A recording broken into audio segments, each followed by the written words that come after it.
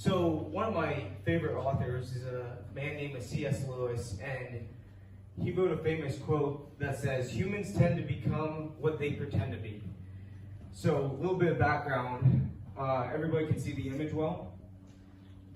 It's a picture of me at 4 or 5 years old. Dad took me to a ground blind to watch wildlife. It was a natural lands trust program that allowed the recreation of hunting and management of the resources. And ever since I was born and I could walk and talk, I've always had a love for the outdoors. So after begging my dad for countless nights and days, he built a ground blind, because to have a young person in a tree stand kicking their feet and jumping up and down doing jumping jacks is not a good way to view wildlife. That night, if I remember correctly, we saw a nice 6-pointer and a few does, and that hunt will remain with me forever. So, family, friends, and conservation. What got me into the outdoors? Over here on the left-hand side is trout run. It was an event that we would go to and shoot our bows, do a 3D course, and it was all my dad's bow hunting buddies from the 90s, and we would set up camp, and it was just a great time. Over here is a good friend of my dad's from his early high school days. Mr. Keene is one of the most birding people I will ever, well, I don't know about the rest of the Audubon Society, but if you met him, he'd fit right in. I'll get on the phone with him nowadays and we'll talk 20 or 30 minutes about some chickadee or warbler or something that he saw last week. And the last picture is of my uncle. He was a survival expert, into the outdoors. You could put him in the bush for 66 days. He'd be able to find crabs, limpets, and just knew how to utilize the resources in order to survive upon days on end. So those 3 things are the things of how I got into conservation and the resources. My first experience with conservation is actually a funny story. We were up at the state park in north central, northwestern Pennsylvania, and we'd go up there. Dad learned from one of his buddies that it was just an awesome trout fishing location. And we're fishing for trout, and there were DCNR cars pulling into the driveway just to chat with us, ask us if we had any action catching trout and seeing wildlife. Well, one evening, we're there cleaning trout and hanging around the cabins, and one of the female park rangers pulls in and says, "Hey, if you guys happen to see any nested geese, we'd love for you to report them because they're destroying our beach and we would like to deter them from the area that is enacted by humans, because geese and humans and swimming don't mix." And so they said, "Well, we really appreciate if you told us." So a couple days goes by and we're trout fishing, and there's this kind of old abandoned beaver pond, and beavers are still active in it, but it's kind of run down. And one day I'm out there enjoying the day, watching ducks, geese come in. "Geese," I said, "geese."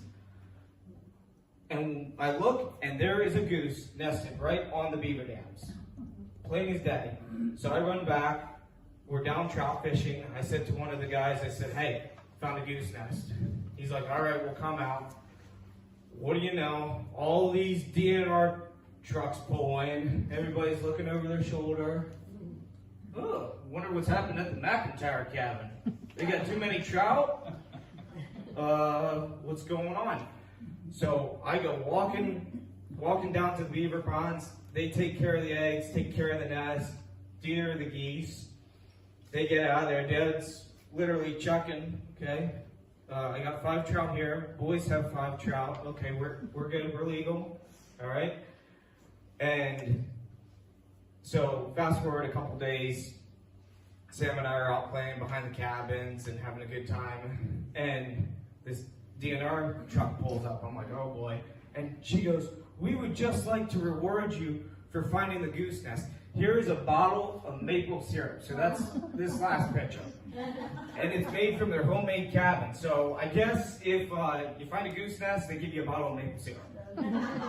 That bottle to this day still sits in our fridge and we still refill it. So there's no expiration date on it, I don't think. I was in the Boy Scouts of America, and for my Eagle Scout project, I chose to do wood duck nesting boxes. So if you know anything about wood ducks, they're cavity nesters. So female, a lot of people think, do they create their own nest? They'll actually use an abandoned woodpecker hole, squirrel hole, raccoon hole, or something that just satisfies them, and they'll use the same nest over and over again for years to come. Actually, fun fact, wood ducks were actually, in the mid-1900s, almost extinct across North America due to overhunting and the logging of the bottomland swamps along with the ivory-billed woodpecker. Thanks to conservation and wood duck nesting boxes, we now have a sustainable, stable population of wood ducks. And this picture right here is a good buddy of mine. Keith Mullen he's now retired game warden, but Dad always joked that in Pennsylvania, we literally had game wardens pulling in our driveway. In that picture, he was taking me to my first meeting to present the Eagle Scout project to the Ackland Sportsman's Club, which owned a section of creek along the Octorara, and it passed, they loved it. I was able to go in there, complete the wood duck nesting boxes, also got permission from the county park to go in June, and that is the last picture right here of the prototype and educational box. And we did put instructions on the side of the box of how to clean it out, also for people to go up and look at, and caution to not open the box, because if you open the box, there's a good chance that hen wood duck will leave and she won't come back, and you'll end up with eggs that won't hatch. So we put a bunch of educational boxes in an area frequented by people and dogs and pets, so people could know that, hey, the boxes that are over there, please don't touch, please don't inspect, because if there's one thing about humans, they're really curious creatures. And this wood duck picture was taken at Bill and Dottie's place right along Concord Ave, so that's one of my favorite pictures. So a little bit about photography. I started photography in about actually I take that back. It was more like 2013. My parents bought me this like little toy camera that was probably from like Toys R Us or Goodwill or something like that. No offense, guys, it was a great present. But always had a love for nature and birds and wildlife. And as I got older and I started making more money and being able to purchase stuff, I've gotten better cameras. So a good buddy of mine, Scott Motes, most of you guys know him, said one time, Caleb, you waste more time going after birds than most people I know. I'm like, okay. I go, it's a passion, I enjoy it. So on the right here is a prairie chicken. In the middle is a northern flicker. It's actually a female because she doesn't have the mustache like the male does. And the last one is a spadefoot toad, and Scott would enjoy this. I have to give my sister credit because she found it, not me. So Marie, you found that, congratulations. The bird that brought about a friendship. So after moving to Iowa, I'm originally from Pennsylvania, as I covered in the previous slides. I no sooner moved to Iowa, and my dad was starting a job for the Plymouth County Sheriff's Office, and basically told him, hey, Dad, there's bison in Plymouth County. And he's like, no way. He's like, no way. And so they basically told him, hey, learn the county. So he one day went out to Broken Cattle, saw the bison, told me, kid, we got to plan a trip out there. So we go out there, look at the bison, come back, bring the entire family. And this fellow in this black truck pulls up and hops out and says, hey, just enjoying the bison and all that. And we're like, yeah, it's a great place. Feel like we're stepping back into the 1850s. And out of nowhere, up from the grass, this bird flushes, and I go, that is a western meadowlark. And Scott's like, who is this kid? And he's like, how do you know it's a western meadowlark? And I go, because of the accent. So they differentiate. So one has a slight, hey, I'm walking here. And the other one is like, I can't do a Western accent, forget it. So that kind of started off the friendship with Scott, and he then invited us to tour the bison on a summer's day, watch the calves, run through the tall grass prairie, and just enjoy it. And that's the next slide. So roundup. So fast forward to that summer, Scott invites us on a bison tour, shows us the bison, and then he discovers my love for photography, and he says, well, do you guys want to come to Roundup this fall? And Dad and I are like, man, we would love that. Thank you so much. And if you would have told me 6-8 years ago that I would be participating in Bison Roundup, I would have laughed. It's just a true blessing. Been documenting it for 5 years now, and every year it's just fun to be able to watch the bison. Unfortunately, it's not open to the public just because high stress of the animals and too many people can make the bison uneasy, and we have to really run them through to vaccinate them, ear tag them, and make sure the herd is healthy. But I know Scott and James and Tucker have done many presentations to the public on it to gain support for it. So just incredible thing to witness and be invited to, and really blessed that I'm able to be the documenter. Fire on the landscape. So right after I met Scott in 2021, he found out that I wanted to get into the Iowa DNR and work for them and help them with land management. He told me the first thing I needed to do was make sure I get my fire courses finished and complete. Fire is a unique tool on the prairie landscape. It builds grass, it creates nesting habitat for many bird and native prairie species. Mammals and reptiles like the prairie rattlesnake cannot function without it. So fire has been a huge and really, really cool tool in my career. A career in documentary. So the top picture on the top right of the screen is a photo of a baby bison calf. A lady here asked me, have any calves dropped at Broken Cattle this year?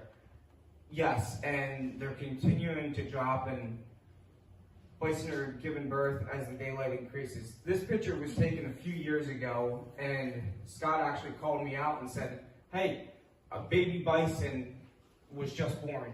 First one of the year, can you come out and make it? I'm like, yep, I'm 5 minutes away. We jumped in the truck, we drove, and I zoomed in, and when there's like 60, 80 bison, you're kind of scanning and looking, okay, which one had the baby? Well, when that mother sees danger, she's getting out of there. She's going up over that hill. They're very secluded when they have young. They want to protect them. So we pulled in. She's just going over the hill. Snapped a picture. Scott said, did you get it? And I'm like, absolutely. We pulled out of there. The bottom picture, a lot of you people probably knew of this animal that was just right there north on K22. It's one of many moose that had been sighted in Iowa. And Dad told me about this when he was coming back from work.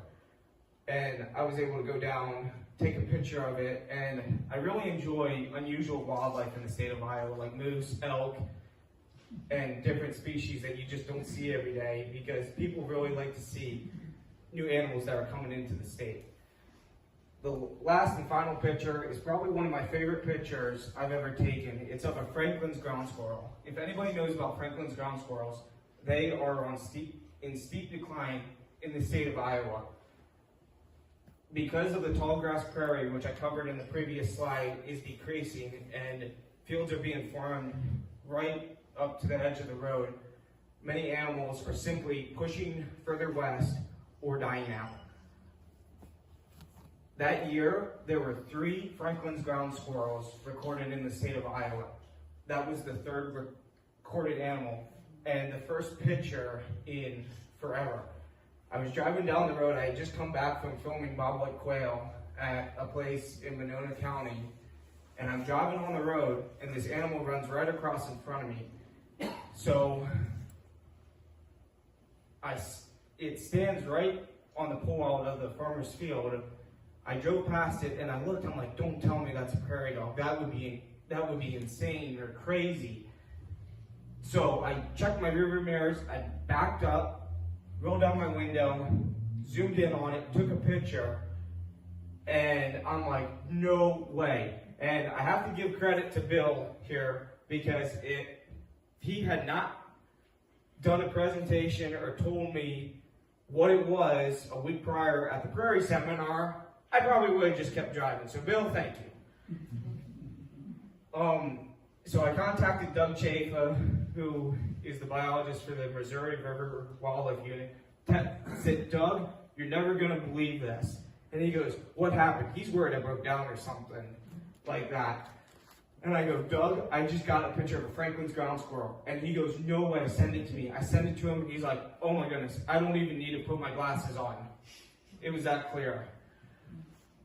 So he put it in to the state, and that's just one thing I love doing, is documenting. And Scott said, yeah, he goes, "If I told Caleb there's a badger or something digging at broken cattle, he'd find it." So is it luck or skill? I think it's a blessing. So just enjoyable.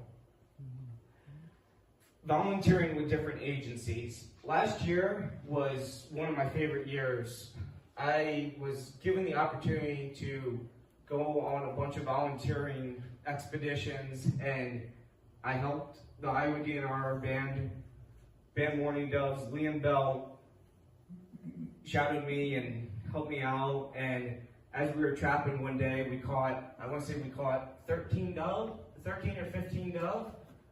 One got out and flew. We think he was banded or knew how the system worked. Anyway, we also were checking the traps, and you'll get a lot of accidental catches of blackbirds, because you basically throw corn seed in there. They walk in and get caught. You just throw them up and release them. We actually caught 2 northern bobwhite quail in our traps, and this is actually the picture that was on the poster. I guess I have too many favorite pictures, but that one's one of my top 10. We go walking up, and there's 2 bobwhite quail in there, and I'm like, "Liam, I gotta hold a quail. And so he handed it to me, took a picture, and it was just great. This right here is a baby screech owl. So for about 3 years, we've had a breeding pair of screech owls in our yard, and this was the first year that I actually saw fledging. We had really bad storms last year. It had gotten blown out of the nest, and picked it up, called the appropriate people, took it down and gave it to them, and it went to soar, and he was hanging out with a bunch of buddies. Was not too happy about him, is what the lady told me at SOAR, but hey, you follow the nest, you gotta go to the recovery center. So, yep, last picture is a bobwhite quail along Butcher Road. I just wanted to put that up there, talking about the baby quail that we caught in in the trap, and the last picture is a mourning dove on the day that we were ending. Trapping for research. So one of the things I really enjoy doing is, besides photography, I really enjoy the outdoors, hunting, fishing, trapping, and learning about the resources that I've been blessed with. One thing, and I told my dad this last year right after, and I'll get into this story in a minute, but I told my dad, I said, Dad, I go, if there was only one way that I could hunt, fish, or trap, it would be to do research, like studies on different wild animals. Look at stomach contact. What are they eating? Look at tracks. Look at sign. How many are we allowed to take? Is it a renewable resource? Are we infringing? Building permits. What can we do to make this place better? Okay? We need to be good stewards of the land, but we also know that, and I'm going to say, if I can remember this quote, taking only from the surplus. We want to make sure that it's sustainable. Like that Franklin's ground squirrel that I showed you, not a sustainable resource. We need to create more tall grass prairie and make people known that hunters and trappers are the ones that are paying for licenses that go right back into the ground. This river otter is one of my most favorite experiences. So a little bit of backstory on this. I was out duck hunting one day, and I'm walking down the creek, and I look, and I see this animal up on a log, and he's munching on a crayfish. If you ever hear an otter eating a crayfish, they sound a lot like that unwanted cousin at the end of the table, just smacking their lips. They have no manners whatsoever, okay? They remind me of my dog. No manners. It's like, okay, I'm eating lunch, and I don't care what you think of me. So it's like, good grief, this thing is loud as can be. It's like, okay. So I contact Scott, because he was like one of the only contacts I had in my phone at that time. And Scott's like, where is that? I go, it's at Deer Creek Wildlife Management Area. He goes, contact Chafin immediately. He needs to know. The reason for that is it was widely controversial whether we had otters in the northwest part of the state. It was basically unheard of. And that was because of pollution, and they were extirpated in the state. Fast forward a couple months, I'm in there again, and what do you know, I see 3 river otters. So I kept doing research on them, I kept keeping tabs on them, and I said to Dad, I go, Dad, I really want to get a river otter because I want to study it, I want to look at the stomach content. We go in there, we find toilets all over the place, and we set a very humane instant kill trap. So there was no pain and suffering. It went through and it was on impact. I contacted the DNR, got widely support for it, contacted the fur bear biologist. He was totally on board, said, I want to know everything about this. Where are you setting? How many toilets did you see? An otter toilet is basically a latrine where they come and do their business every night. It's basically a scent and territorial marking. And interestingly enough, Doug Chafin sent me an email and said, there is a student from the University of Nebraska that is sampling otter DNA from South Dakota, Nebraska, and Iowa. And would you be willing to send in if you catch an otter from Deer Creek? We prefer Southwest otters from Iowa, but because we're right on the tri-border, my otter was accepted. So Dad and I went in there. It took a week.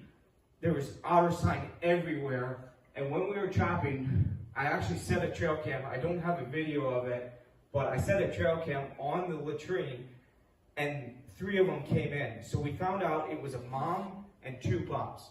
We wanted to steer clear of catching mom because she is the breeder. However, when you're setting a trap that you have no control over, it's very, very hard to keep certain otters in or certain otters out. So we were really crossing our fingers and hoping that we did not catch Mom. So then I go in there one night, and sure enough, the trap is set off. The trail cam had a video of an otter, and we caught a juvenile male. I contacted the biologist the next day, picked his brain about it, and one of the questions I asked him, I said, how bad is it to the otter population, to an area, to catch a juvenile male? And he says, Caleb, he goes, the best otter to catch out of an area, if you want to do no damage, is a juvenile male. That is coming straight from the biologist. The reason for this is because that male will disperse and repopulate a new area, okay? He will leave. Sister might stay, Mom is definitely gonna stay. And Mom is the breeder, so you will always have otters in that area if you keep that mature female.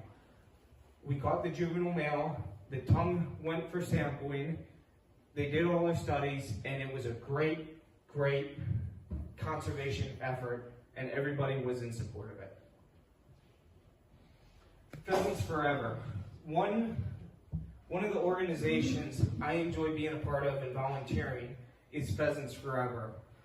They do a lot of habitat work, and they're getting young people into the outdoors, creating habitat, and building places for you and me to enjoy. The unexpected journey. What's next in the path, the conservation path? There's just so much I'm blessed with. I can't put it all into words. It's just been such a blessing and such a journey, and I just can't wait for that next hill to climb over.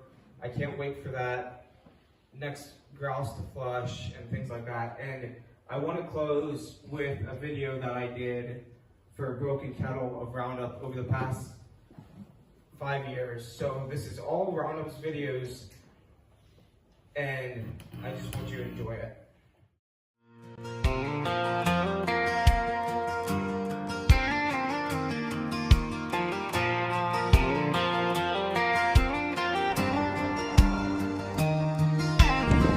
Coffee stain, pickup dust, first light gold on the Les Hills, UTVs lined into touch. We're grinning, but the world's still. Smoke's on the radio, static under that weather report. We circle up, lay out the day, short and rough that ranch and sword. Broken kettle morning, bison on the run. Hooves start rolling with the rising sun. We chase that thunder, hearts beat slow. Tag 'em, jab 'em, let 'em go. Back to Rome where the tall grass grows. Broken kettle morning, that's all I know.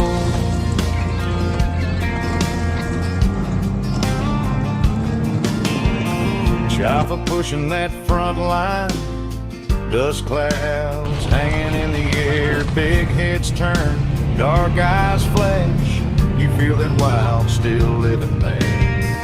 McAndrew's by the gate, hand on the post, calling out names. We shake on the plan, crack one joke, then it's all grit and country face. Broken kettle morning, bison on the run.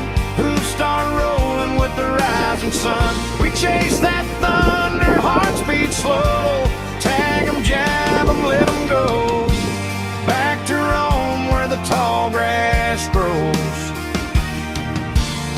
Broken kettle morning, that's all I know.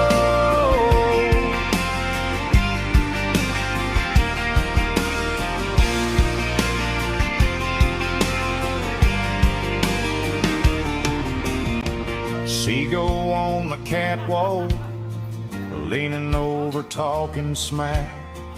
Gets a laugh from every hand, even with 1,000 pounds kicking back.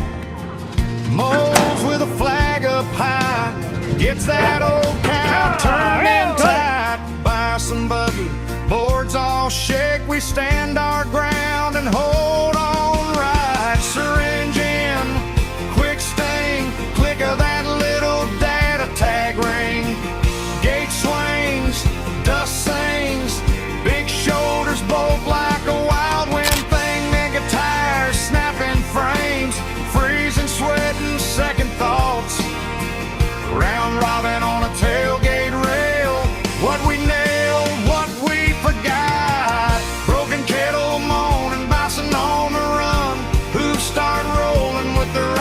sun. We chase that thunder, hearts beat slow. Tag 'em, jab 'em, let 'em go. Back to Rome where the tall grass grows. Broken kettle morning, that's all I know. Broken kettle morning, that's all I know.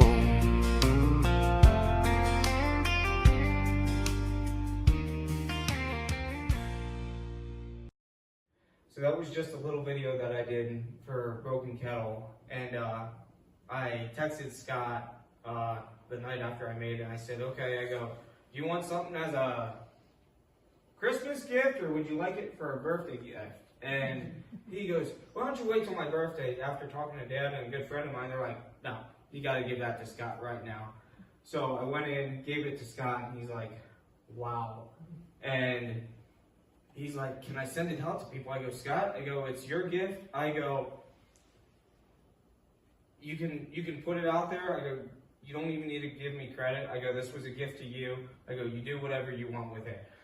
Well, fast forward a couple months, and I see Scott at a fire refresher, and he's saying hi, just kind of acted strange or something like that. I'm like, okay. Well, I get home and Mom goes, kid, you got a package in the mail from the Nature Conservancy. And I'm like, oh, Scott must be sending me something like fishing tackle or shells or magazines or something like that. And I look at the box and it says from Des Moines, Iowa. And I'm like, well, Scott wouldn't send anything from Des Moines. He's in Westfield. I open the package up, I read the letter, and it's from the head director of the Nature Conservancy, who oversees Canada, the United States, Mexico, and the Caribbean. And she went on and on about the video and said, we were gaining so many supporters from your video. I watched it 7 times and cried. It is touching so many people across our TNC staff who would never get to witness Roundup because of where they are at in the world. And what started as a gift to one single person is just touching so many people. And I don't want it to come back to me and be like, oh, Kim's the greatest, Kim's this, Kim's that, he did a wonderful job on this. I am blessed when I bless others. And it's just so humbling and awesome just to see something that I created can bless so many people. So I think Jeannie wanted to do a Q&A quick, so if there's any questions. Before we start that, I want to say that brought tears to my eyes too. It's really neat to be able to see all that. And what you did, and put that together, and I'm glad you told the story about what happened to it later. You have talked about Scott and James Baker and Liam Bell.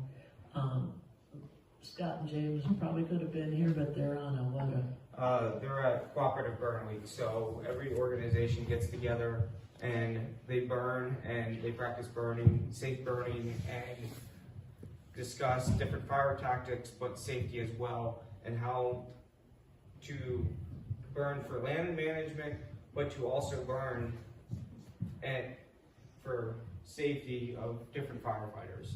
So that's where they're at.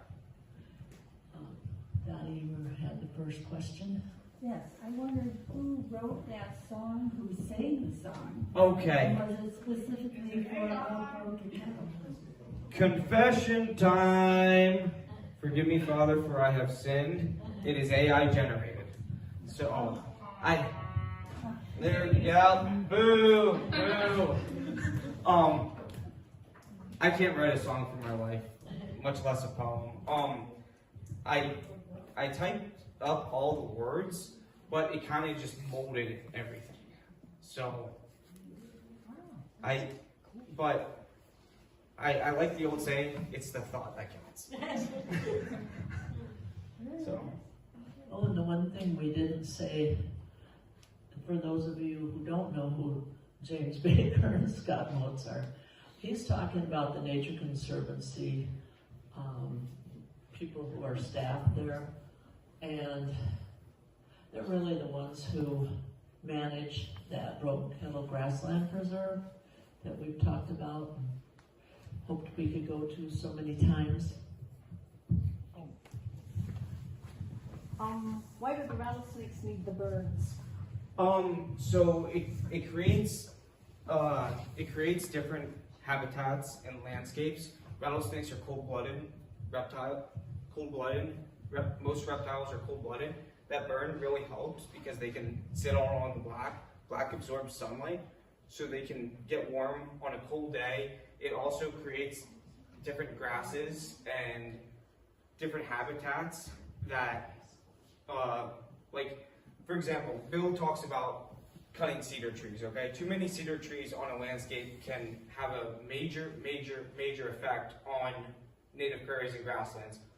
With those cedar trees, it's really dense and shadow and just a cold environment. You tuck under a cedar tree, like most animals do when it's really hot out, it's about 10 degrees colder. That burn creates yucca plants, it creates big blue stem, and hunting grounds for other native prairie species to come in, like your meadow voles, your mice, and that is food for rattlesnakes. So you're talking about river otters? Yes. And up here, kind of, you know where Crave is, or like the riverfront area? Yes. So sometimes I'll bike there or like run past there, and I've seen the past like year or two, there's these trees, I don't know, like pencil shapes because they're just gone and sharpened like a foot or so off the ground. I always assumed it was beavers. So what's the difference between a river otter and a beaver? So a river otter and a beaver, and I actually did not touch on this. I should have. Otters and beaver do not get along. If you have river otters, you will not have beaver. Are they like beta fish? Huh? Beta, like male beta fish? Yes, very much so.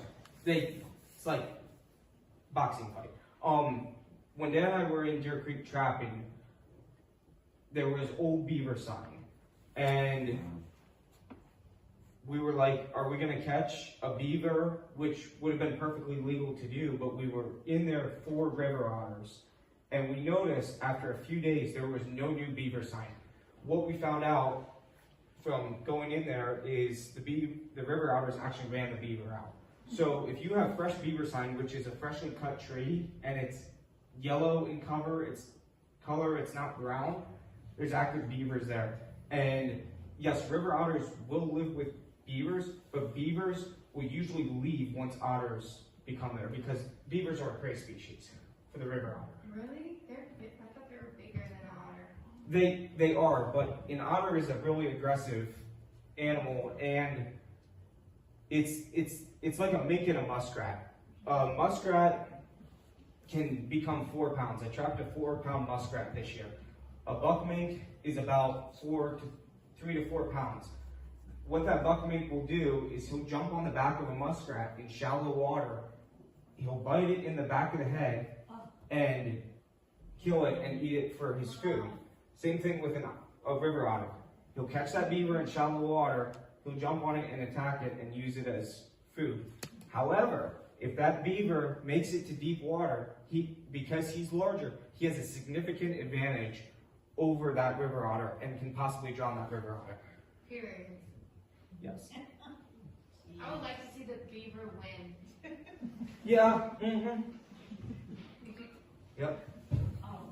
And would you see, or say, you know, like you're talking about deep water? Yes. So I've heard a little bit on like the Missouri River system, since we've really had a lot of like dams put up, and just the structure of the Missouri River isn't the same as it was from like 100 or even 200 years ago. So there's less like shallow, or I guess slow moving water. So slow moving water is beneficial to otters because they're primary fish eaters. So if you ever look at a river otter toilet, it's mostly made up of scales because fish are their main diet. That slow moving water helps them catch fish.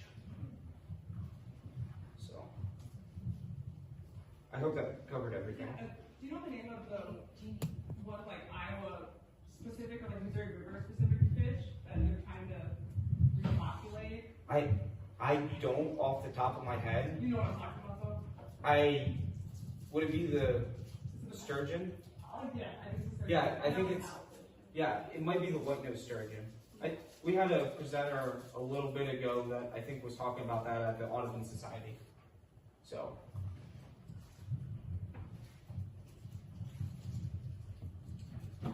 Did you take all the video that was with the music?